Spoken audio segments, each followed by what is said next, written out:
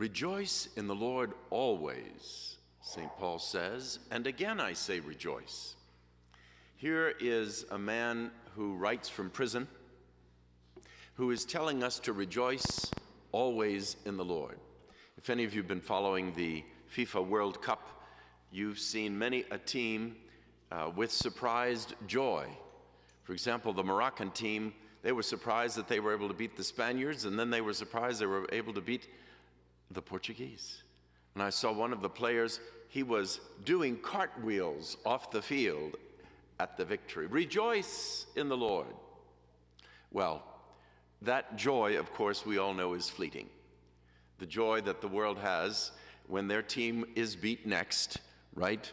Then they'll be in tears.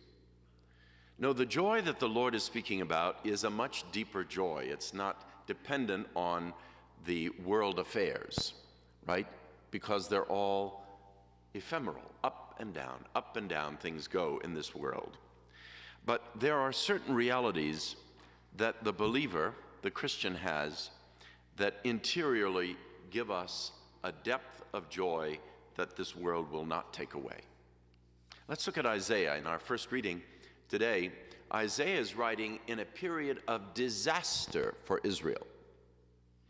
The Assyrians, who were the purveyors of a culture of death like no other at that time, they would impale their captives, right, alive and leave them to die. And I won't speak of what they did to the women. It was a horrific regime. The Assyrians had now conquered all of northern Israel. Galilee, Samaria, it's gone.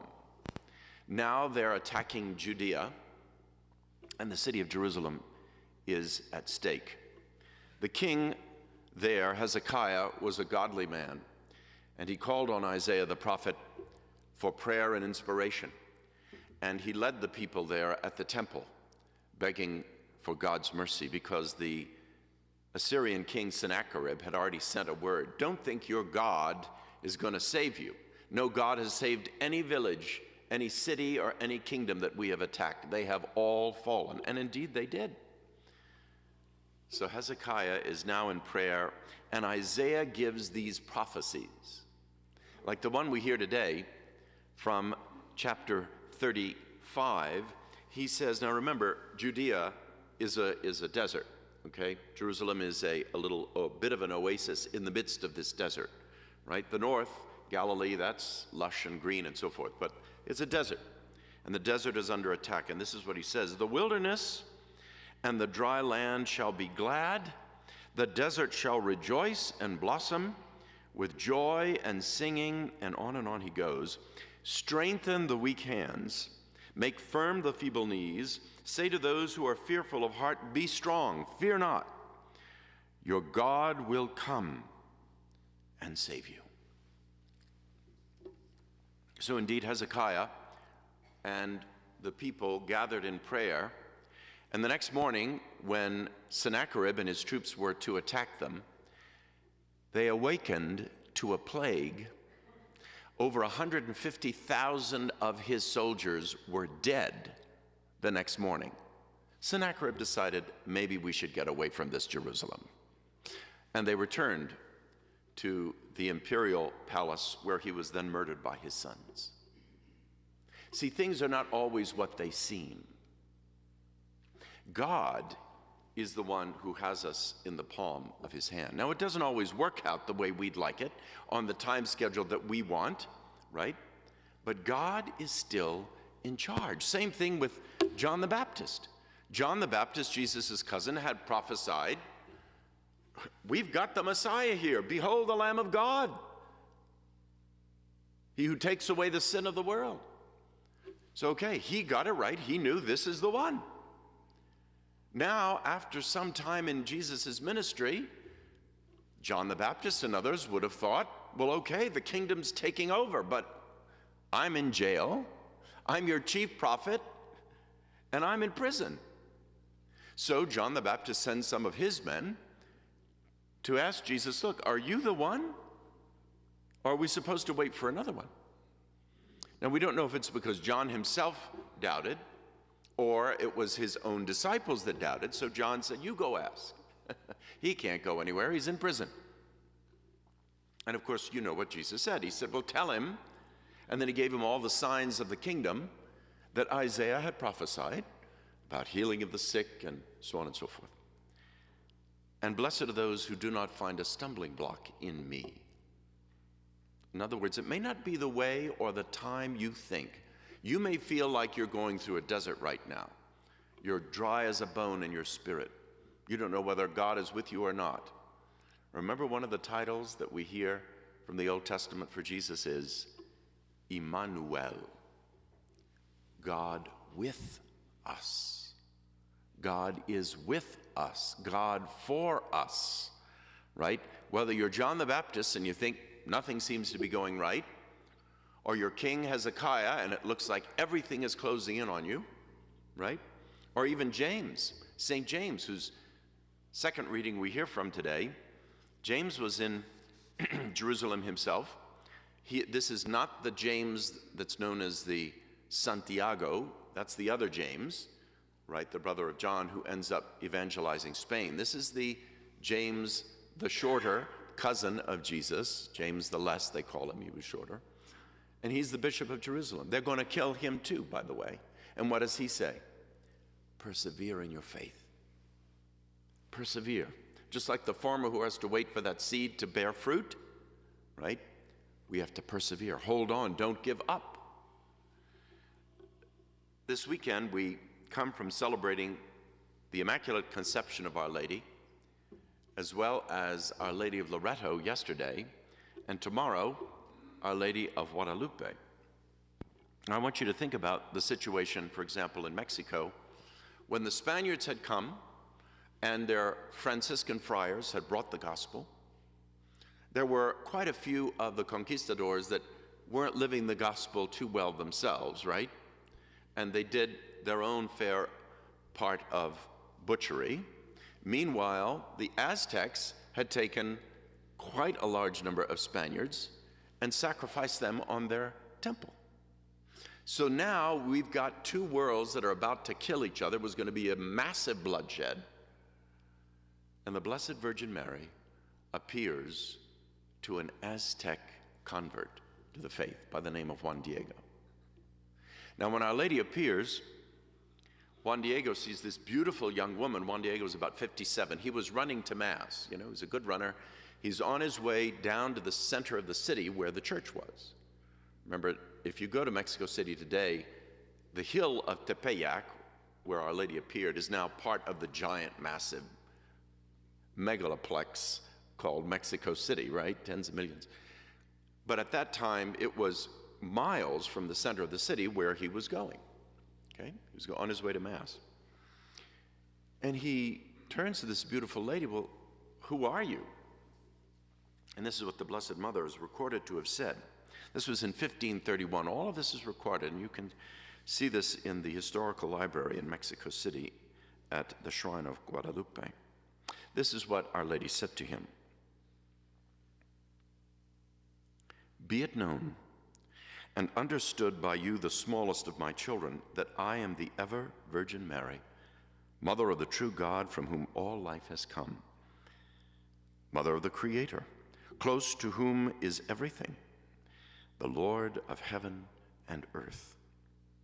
I ardently desire a temple built for me here where I can show and offer all of my love, compassion, help, and protection, for I am your merciful mother, wishing to help and hear you, and all those others who, loving me, invoke and place their confidence in me, therein to hear your complaints and remedy all your sorrows, hardships, and suffering. You must go to the bishop's palace in Mexico and tell him that I sent you to make it clear how very much I desire he build a temple for me here on this place. You shall tell him exactly all you have seen and marveled at and what you have heard. Now, can you imagine the joy of Juan Diego at this point? Mary appeared to him, by the way, dressed as an Aztec queen. Our Lady comes to her peoples around the world as one of their own. And interestingly enough, she comes with a title that the Spaniards would have understood, because there was a shrine to Our Lady of Guadalupe in Spain. So he goes, He appears at the bishop's residence after Mass, and he's all excited, and he can't wait to tell the story. He's got to use an interpreter. So the interpreter's trying to tell the story, and Juan Diego is a little bit puzzled because the bishop isn't as excited as he is. Well, the bishop, who was a Franciscan, he had just been made bishop, what do you think he was thinking about this new convert? A little overexcited? Maybe having, dreams? A little bit out of the ordinary? So the bishop at the end says, well, I'm going to think about these things and pray about it and reflect on it, and we'll talk about this another time. Juan Diego was so disappointed because he sensed the bishop didn't believe him. So he goes back. Blessed Mother comes to him again at Tepeyac Hill, the same hill. And he says, oh, Blessed Lady, you need to send somebody else. This is a disaster. He doesn't believe me, thinks I'm, I don't know if he said poco loco, but whatever he told the Blessed Mother, you need somebody else. Well, through a variety of various encounters over the next few days, then Our Lady on the 12th of December, said, go up to the top of the hill and get the roses. Have you ever had roses? Now, they're like Albuquerque, they're at 5,000 feet elevation in Mexico City. Have you ever had roses on the 12th of December in your garden? Doubt it. Maybe you have a hothouse, right? A sunroom might work, but you're not going to have any outside. At the top of the hill, he goes up the hill, and there are these beautiful Castilian roses, every color. And he starts picking them. He puts them in his tilma, which is like a poncho, sort of like this, puts them in. The Blessed Mother, as he comes down the hill, arranges the roses, and he's now going to see the bishop. He runs back into the village, and now he's sure, because the bishop, by the way, had asked him for a sign. Where do you get roses, right? In the middle of the winter. So he goes to the bishop, drops his tilma, the roses fall to the feet of the bishop, and the bishop doesn't look at a single rose. Juan Diego's completely puzzled. The bishop's looking at his chest. Unbeknownst to Juan Diego, the Blessed Mother had left an image of herself exactly as he saw her on the tilma, on his robe. And you can see it today, well over 300 years later, when you visit the shrine of Our Lady of Guadalupe in Mexico City, as brilliant and as bright today as it was when she appeared to him in 1531. You know the story, I'm sure. After that, there were 9 million baptisms in Mexico after this appearance within 10 years. The whole country. Now, Spaniards and Aztecs and others are coming together in the faith. It's the most extraordinary miracle probably in the history of the church after the resurrection of Jesus Christ himself. God intervenes when God's timing is right in the most extraordinary ways. If you're going through a difficult time, if you're going through a period of dryness, get to know Our Lady of Guadalupe. She will bring that desert into a stream of new living water. God is here for you. And then, to prepare for Christmas, do what needs to be done. There needs to be forgiveness. There had to be a lot of forgiveness in Mexico after what had happened prior to the miracle.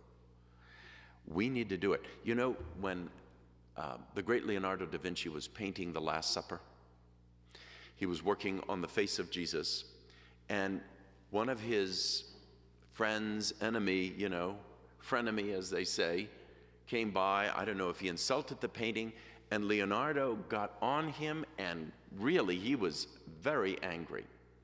The guy walked away, and Leonardo tried to paint. He couldn't touch the face of Jesus. He had to put his paintbrush down, go after this man, ask forgiveness of him, be reconciled. Then he went back to the great painting of the Last Supper, and he was able to finish the face of Jesus Christ. Be reconciled, and then you will prepare the way of the Lord's celebration at the Nativity. Our Lady of Guadalupe, pray for us.